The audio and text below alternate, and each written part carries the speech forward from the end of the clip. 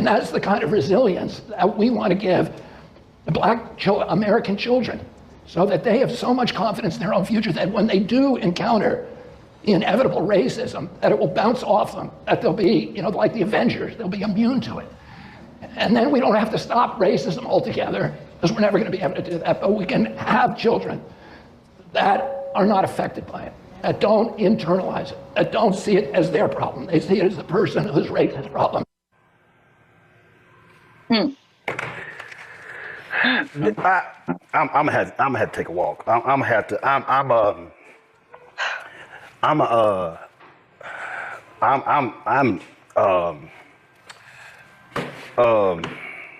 Yeah, this was like an exhale moment. A lot of deep breaths. Yeah, we're supposed to let. So I don't think you can change that part of human nature. But what you can do is you can make kids resilient against it. And the way you do that is by giving them a great education so that they know that they have potential. And the other thing is to give them business models, role models, and opportunities within their own neighborhood. Black men who are running barbershops, who are running bars, who are running dance studios, who are running local businesses, restaurants, etc., and who are part of that community. And when I was a kid, my uncle was the first Irish Catholic president of our country, and when he ran for president, there was a tremendous resurgence in anti-Catholic sentiment in this country, and a resurgence of the Ku Klux Klan. I remember crosses being burned when I was a kid against an anti-Catholic president. A lot of I was called anti-Catholic slurs when I was a kid, but it never bothered me. If somebody called me that, I would think that guy's got a problem, but I didn't think I have a problem. And that because I had a great education, I had a family who loved me, I had role models in my country, I had confidence in my own future. Oh, those kind of things had no impact on me. And that's the kind of resilience that we want to give the Black American children, so that they have so much confidence in their own future that when they do encounter the inevitable racism, that it will bounce off them, that they'll be, like the Avengers, they'll be immune to it. And then we don't have to stop racism altogether, because we're never going to be able to do that, but we can have children that are not affected by it, that don't internalize it, that don't see it as their problem. They see it as the person who's raised his problem. And so we are supposed to sit here and accept that kind of bullshit?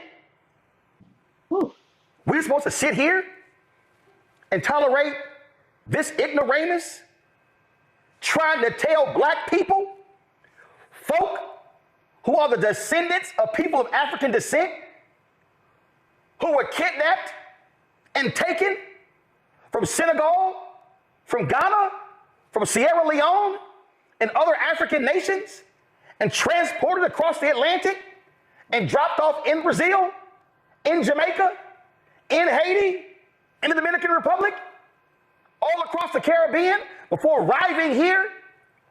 The millions that died in the transport, and then those that came here and were savagely beaten and treated and shamed and degraded.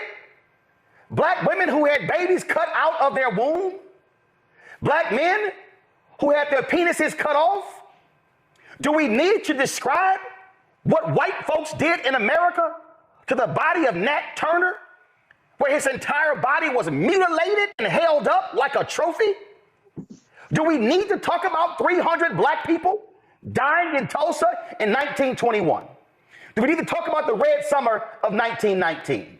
Do we need to talk about the savage brutality in Wilmington, North Carolina? Should we talk about the constant bombings and beatings and lynchings that took place?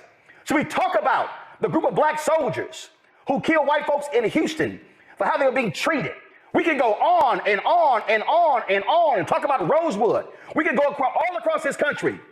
And this son of a bitch has the audacity, the unmitigated gall to sit in front of a group of Black people and explain to them how in the hell we should equip our boys and girls to be resilient.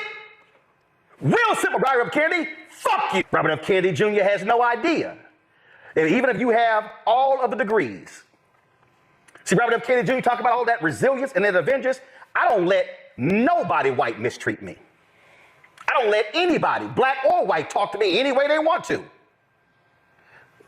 But don't you think for a second, when I'm having to sit here and I'm talking to Group M and I'm talking to Publicis, and I'm talking to Horizon, and I'm talking to IMG. I'm talking to all of these ad agencies, and then they decide, no, we're not gonna buy black. And they don't say we're not gonna buy black. They just don't buy black.